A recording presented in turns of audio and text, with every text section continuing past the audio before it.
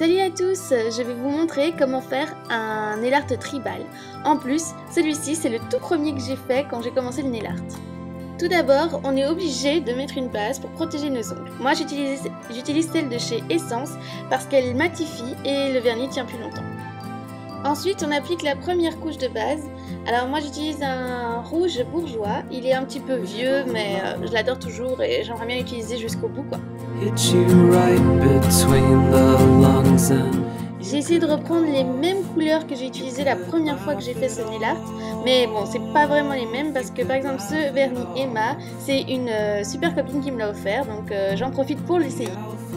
Et la dernière couleur de base, c'est un blanc de la marque Park Avenue, mais bon, il est pas terrible, il devient super vite pâteux, mais bon, j'ai que celui-là pour l'instant, donc je l'utilise. Quand la première couche est sec, on passe à la deuxième couche. C'est super important pour que le vernis soit bien opaque et qu'on ne voit pas l'ongle en transparence.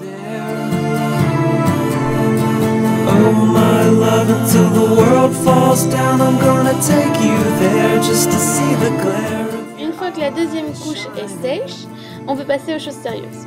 Alors moi je prends le pinceau et je trace une première ligne, une première bande plutôt horizontale sur mon ongle.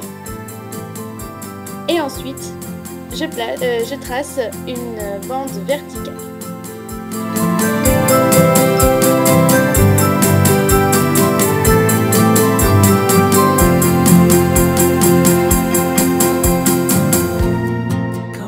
Alors oui, j'avoue, mes outils ont vachement évolué au fil des années, j'exagère un peu, mais voilà, en allant à Estetica, j'ai investi dans quelques petits pinceaux bic comme ça, ils sont vraiment super pratiques, ça sauve la vie, franchement. Maintenant, je trouve qu'on peut très bien se débrouiller sans, mais franchement, si tu fais du nail art tous les jours et que tu galères avec ton petit dotting ou ta petite bobby pins là, franchement, c'est vraiment pratique. Le vernis coule tout seul et tout. Donc voilà. Franchement, il faut investir ça seulement si tu es vraiment fan de nail art.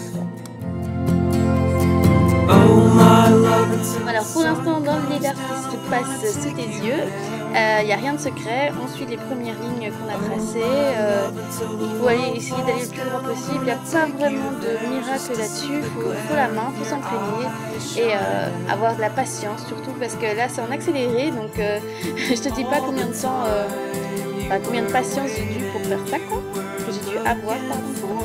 Alors si tu veux aussi faire les deux mains comme moi j'ai très mal fait mais j'aurais dû commencer par de faire de la gauche à la droite parce qu'en fait on a beaucoup plus de patience quand on commence en nail art que quand on termine.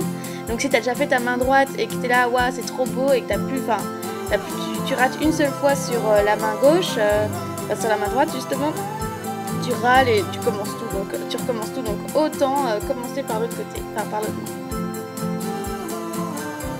C'est vrai qu'on ne dirait pas comme ça, mais de temps en temps j'attends quelques instants avant de continuer pour que le vernis sèche et pour pas qu'on fasse de traces de doigts parce que c'est ça le plus chiant. C'est quand tu t'es donné du mal et puis bam, il y a une trace de doigt.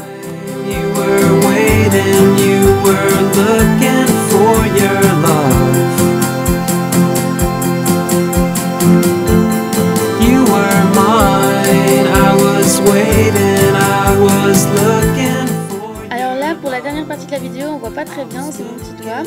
Donc c'est facile, quand il y aura le remplissage, on trace d'abord les premiers traits, et puis après on remplit, c'est super facile.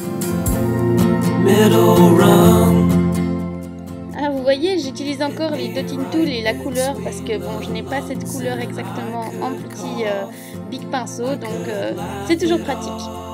Et on termine avec la couche de top coat. Moi j'ai le sèche-vite qui me sauve la vie à chaque fois, donc ça sèche vite, c'est ça qui est génial. Et voilà, le tour est joué. Alors qu'est-ce que vous en pensez ?